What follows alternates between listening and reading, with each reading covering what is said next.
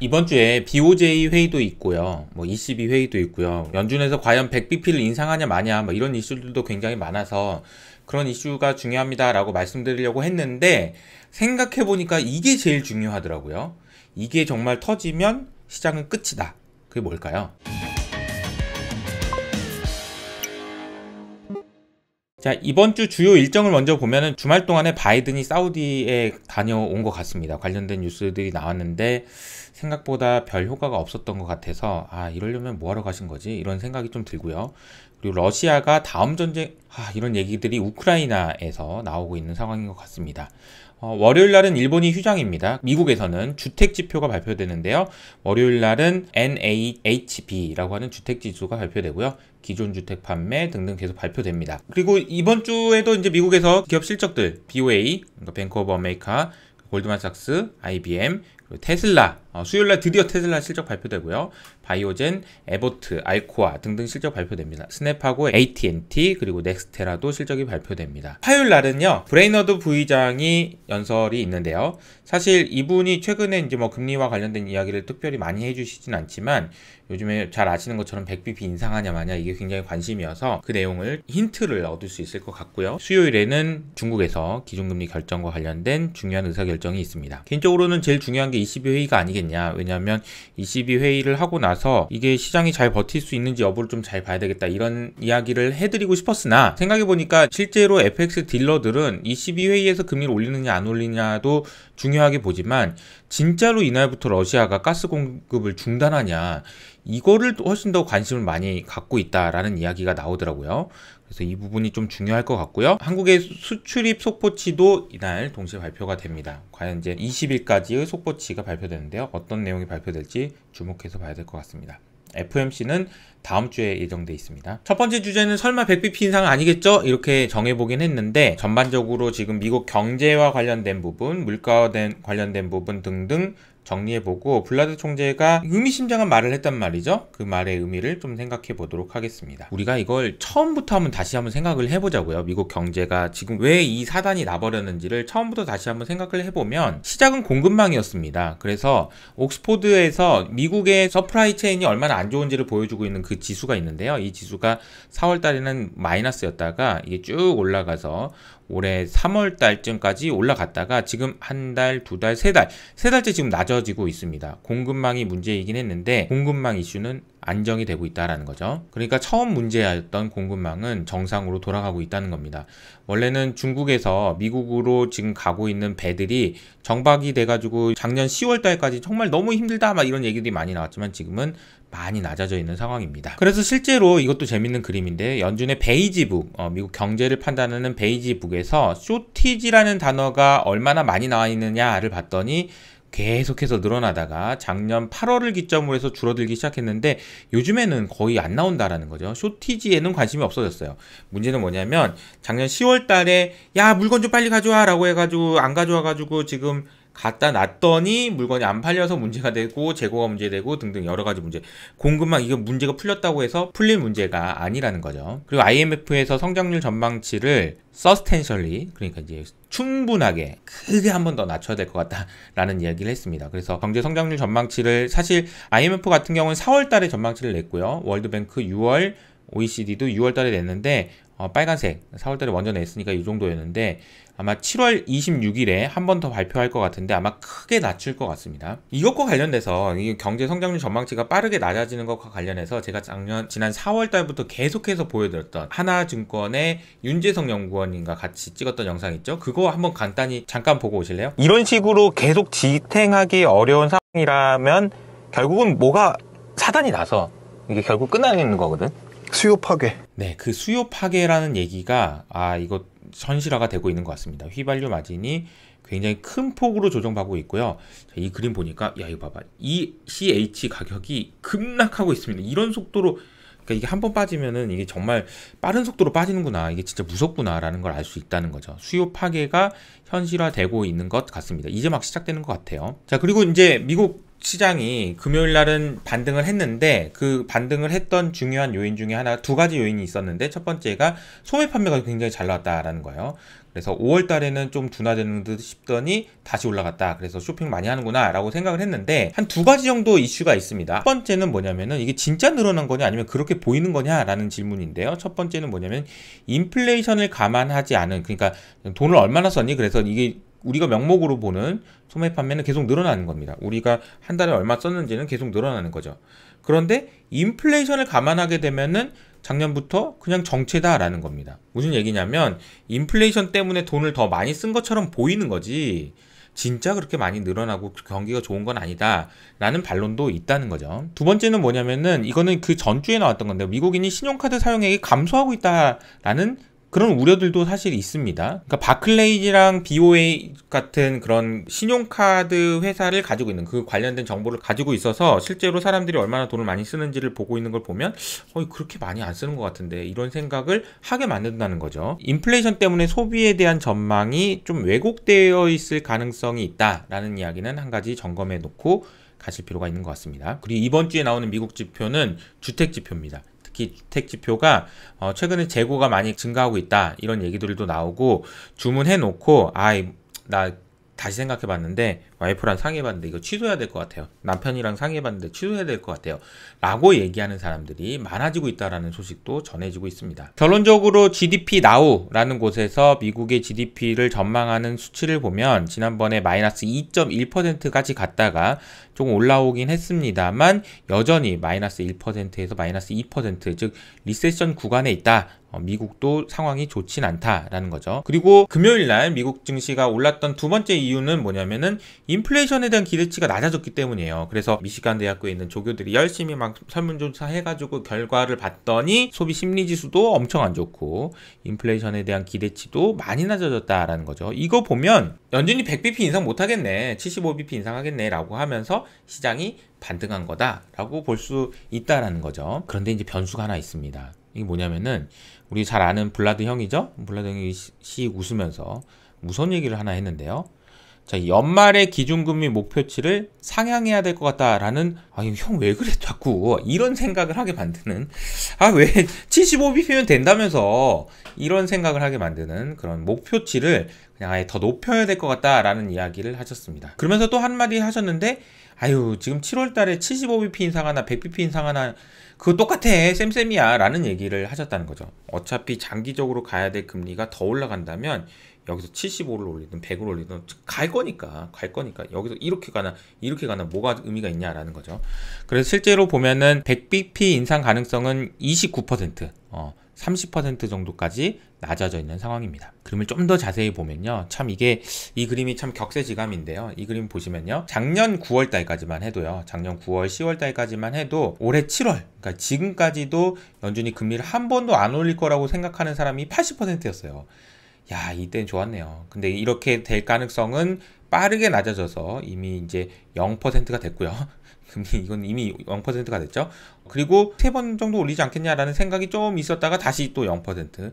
지금은 7월 기준으로 75bp 인상할 가능성이 이미 100%입니다. 그리고 이 녹색 그림, 마지막 녹색 그림인데요. 이게 100bp 인상 가능성이 CPI 발표된 날 80%까지 올라갔다 지금은 25%까지 30%까지 낮아진 상황이라는 거죠. 결론적으로는 사실 지금 이게 다음 주에 있는 7월 FOMC 회의에서 75를 하나 100일을 하나 이런 거를 이야기하는 상황이라는 것 자체가 안 좋은 상황이라는 얘기예요. 자, 이제 두 번째 주제로 넘어갑니다. ECB 회의인데 개인적으로는 지금 유럽이 워낙 이제 약한 고리이기 때문에 유럽이 이번에 ECB 회의 때 큰 문제 없이 잘 지나갈 수 있을까 이게 굉장히 관심이 큰데, 근데 사실 이것보다 더 중요한 이슈가 하나 있더라고요. 내용을 좀 보겠습니다. 다음 주에는 화요일날 아프리카 지역에서 금리 인상 관련된 이벤트가 있고요. 목요일날 유럽 지역에 상당히 많은 국가들, 그리고 일본, 그리고 동남아시아, 남아공까지 많은 지역에서 또 금리 인상 결정을 하게 됩니다. 금요일에는 러시아가 금리 인상 여부를 결정하는데 러시아는 지금 상황이 좋아가지고 뭐 큰 걱정이 없는 것 같아요. 자, 우선 간단한 것부터 먼저 말씀드릴게요. 일본 중앙은행에서는 완화를 지속할 것 같습니다. 이분이 이제 구로다 총재인데요. 구로다 총재가 이번에도 아마 똑같이 가장 울트라 로우 레이트, 그러니까 엄청나게 낮은 금리를 유지하고 양적 완화도 계속하고 나 몰라 그냥 계속할 거야 라는 이야기가 나오고 있습니다. 일본은 수익률 곡선 통제, 즉 YCC를 계속하고 자산 매입도 무제한으로 계속하면서 에이 엔화 약세 되든 말든 뭐 그냥 돈 더 풀어버려 뭐 이런 얘기들이 지금 나오고 있는 상황이다. 달러 대비 엔화가 24년 내 최고 수준까지 지금 올라와 있지만 145까지 올라가기 전까지는 뭐 특별한 조치는 취하지 않고 계속 지금 하던 대로 계속 할 겁니다 라는 이야기가 나오고 있습니다. 달러 대비 엔화 환율이 정말 엄청나게 엔화가 약세가 됐음에도 불구하고 그냥 계속 간다 이런 분위기죠. 그래서 이제 블룸버그가 일본 중앙은행에서 회의하는 걸 앞두고 몇 가지 인터뷰를 하나 했는데 6월 달에 조사한 거랑 7월 달에 조사한 거 6월 달이 검정색, 7월 달이 분홍색인데요. 아무 조치도 안 할 것 같다라는 의견이 6월에 비해서 7월 달에 더 많이 올라갔네요. 안 할 것 같다. 그냥 애들 그냥 가겠다. 그냥 이런 생각들을 지금 하고 있는 거고 아마도 그러면 엔화는 더 크게 약세가 될 것 같습니다. 사실 개인적으로 지금 BOJ 그리고 ECB 뭐 회의 이런 게 중요할 것 같다라고 생각을 했는데 FX 딜러들이요. ECB 회의보다 이걸 더 중요하게 생각한다고 하더라고요. 그래서 그게 뭔지를 지금부터 설명을 드릴 텐데 이 이슈에 대해서는 블룸버그 기사에 나온 이야기를 언급드리면 이 이슈 터지면 나가리입니다. 이런 얘기가 지금 나오고 있어요. 여기 뭐길래 그래요? 자, 이겁니다. 러시아 가스가 정말로 멈춘다면 이거는 지금 여기 이 표현이거든요. FX 마켓에서는 러시아의 가스 공급을 ECB 회의보다 더 중요하게 생각한다. 이렇게 표현이 됐습니다. 블룸버그 기사인데 이게 무슨 내용인가 좀 볼까요? 유로화가 지난주에 1달러, 그러니까 이제 달러 팩이 깨졌다라는 얘기가 나왔었잖아요. 유로화가 이렇게 급락했는데요. 올해 내내 급락이죠. 계속 하락입니다. 근데 이때 지금 이슈가 됐던 게 1 이하로 내려갔을 때 무슨 얘기가 있었냐면 독일에서 가스 가격이 또다시 급등하면서 이제 이슈가 됐었거든요. 근데 이게 독일에서 가스 가격이 또 올라간 이유가 뭐냐라고 보면 떨고 있는 독일이라고 돼 있는데 21일, 7월 21일까지는 러시아에서 지금 잠깐만 나 이거 고쳐야 되니까 잠깐만 기다려 볼래? 뭐 지금 배관건 뭐 수리하고 막 이런 과정이 있어가지고 잠깐 멈춰놨는데 21일 이후에도 러시아가 미안하다 야 좀 못 보내 뭐 이렇게 얘기할까봐 지금 벌벌벌 떨고 있다는 거예요. 만약에 21일날 이게 만약에 진짜로 러시아에서 안 온다 그러면 이게 진짜 심각하다는 얘기거든요. 그래서 FX 딜러들이 이걸 더 관심 있게 본다라는 거고요. 뭐가 이렇게 호들갑이냐 이렇게 생각하실 수도 있어서 독일 같은 경우에는 지금 보면 3월 달에는 지금 200유로가 안 되던 전기 요금이 300, 프랑스도 200에 350, 이탈리아도 이게 지금 이런 식으로 지금 전력 가격이 올라가다 보니까 유럽에서는 지금 어쩔 수 없이 지금 끌려갈 수밖에 없는 상황이라는 거죠. 게다가 지금 영국에서는 물가가 지금 9% 가까이 찍었었는데 이게 10%요? 계속 올라가냐 어떻게? 영국에선 지금 물가가 10%에 올라갈 수도 있다라는 이야기까지 나오고 있는 상황입니다. 그리고 독일은 리세션 우려가 심각합니다. 지금 결국은 도이치방크에서 리세션에 빠질 것 같다라는 이야기가 나오고 있고요. 내년에는 좀 더 상황이 안 좋아질 수 있다라는 이야기가 나오고 있습니다. 이렇게 허약하고 취약하고 불안한 그런데도 금리를 올릴 수밖에 없는 중국의 상황인데 여기다가 카운터 펀치를 때리는 거는 러시아가 진짜로 진짜 가스 안 줄 거야? 진짜 안 주면 이거 정말 심각한 상황이 될 수도 있다라는 이야기들이 지금 외신에서 많이 나오고 있는 상황입니다. 자, 그리고 이제 정치적으로도 이탈리아의 드라기 총재가 사직서를 제출했다라는 얘기가 나오는데요. 물론 지금 방금 전에 나온 소식에 보면은 이탈리아가 제발 드라기 좀만 더 해줘 이런 이야기가 나오고 있어서 계속 할 수도 있지만 정치적인 변화들도 계속 있는 상황이라서 이게 어느 것 하나 지금 불안하지 않은 것이 없는 그런 상황인 것 같습니다. 이 와중에 웃고 계신 분이 있죠. 브리지워터 성공적인 유럽 숏배팅, 그래서 가장 큰 숏배팅에 들어갔던 토탈 에너지스, 지멘스 주가 많이 빠졌고요. 경기 침체 우려, 에너지 위기, 정치적 혼란 이걸 보고 베팅을 먼저 하셨다는 얘기죠. 관련된 주식들 보면 이게 유로스탁도 20% 빠졌고요. 그리고 셉, 그리고 ASML, 그리고 지멘스 다 하락하는 모습을 보였습니다. 세 번째 주제로 넘어가겠습니다. 세 번째 주제는 달러의 초강세가 언제까지 유지될 거냐 이런 이야기인데요. 신흥국의 신음소리가 들리는 듯하다. 그리고 한국도 지금 코로나 때만큼이나 위험하다는데 이게 진짜냐 이런 얘기를 말씀드려 보도록 할게요. 달러 강세가 지속될 수밖에 없다라는 이제 블룸버그 뉴스가 주말 동안에 나왔습니다. 달러 인덱스는 주말에는 그러니까 지난주 금요일 날은 0.5% 하락했지만 올해 초에 100도 안 됐던 달러 인덱스는 5월부터 꾸준하게 계속 올라가면서 지금 100 8, 이 정도면 진짜 많이 올라간 거 같긴 하거든요. 근데 헤지 펀드들은 달러 강세가 지속될 거라고 예상한다라고 하고 있고요. 아직은 달러 약세된다라는데 베팅하지 마라. 그럴 때 아니다. 이런 이야기들이 지금 나오고 있습니다. 물론 지금 너무 달러가 강세이기 때문에 되돌림은 분명히 있을 텐데 그럼에도 불구하고 지금까지 달러 강세를 유도했던 많은 일들은 아직 해결이 안 됐다라는 거죠. 그러니까 당연히 달러 강세가 될 거라는 베팅은 21년 작년 하반기부터 계속 유지되고 있다는 거죠. 주말 동안에 제가 황놀부님하고 같이 우리나라 괜찮나요? 이런 이야기를 하면서 CDS 얘기가 나와가지고 한번 영상을 찍어 본 건데요. 이거는 좀 어려울 수 있지만 CDS라는 것은 여러분 뭐냐면은 우리나라가 부도가 났을 때 보상해 주는 겁니다. 예를 들어서 쉽게 설명해 보겠습니다. 철수가 우리나라 정부한테 돈을 빌려준 겁니다. 그런데 우리나라 정부 못 믿겠는 거예요. 부도나고 도망갈 것 같아요. 그러니까 이제 자꾸 부도나고 영희한테 그러는 거죠. 철수가. 이 대한민국이라는 나라 나의 돈 빌려갔는데 이거 못 갚고 도망갈 것 같아 라고 얘기하니까 영희가 그렇게 얘기하냐. 아이고 걱정하지 마세요. 대한민국 안 도망가. 야 도망갈 것 같으면 나한테 10만원 내고 그리고 너 그냥 안심해. 이렇게 얘기하는데 그 10만원 영희가 너 10만원 내. 그럼 내가 책임져 줄게. 혹시 대한민국이 도망가면 내가 네가 대한민국 정부한테 빌려준 돈 다 내가 책임져 줄게 라고 하는 그런 보험 성격의 상품을 CDS라고 하고 그 10만 원에 해당하는 것을 CDS 프리미엄이라고 얘기하거든요. CDS 프리미엄을 보면은 이렇게 올라갔어요. 2020년에 그러니까 올해 초에 20밖에 안 되던 게 지금은 56을 찍고 50까지 내려왔는데 이 수치가 어느 정도 수치냐면 쭉 가다 보니까 여기 정도 수치네요. 이게 언제냐면은 코로나 위기입니다. 그래서 코로나 위기만큼 어렵다는 얘기가 여기서 나오는 거죠. 코로나 위기만큼 우리나라를 망할 거라고 생각하는 사람이 이렇게 많아? 이런 생각을 하게 된다는 거죠. 그런데 황놀부님의 설명은 뭐냐면 CDS는 이렇게 올라가는데 실제로 우리나라가 해외에서 돈을 빌렸을 때 그 채권을 부르는 이름은 외평채라는 건데요. 이 외평채에 반영된 스프레드는 움직임이 없다는 거예요. 즉 다시 말하면 우리나라가 해외에서 돈 빌린 것도 별로 없고 앞으로도 빌릴 일도 별로 없고 그 돈 괜찮아 라는 거죠.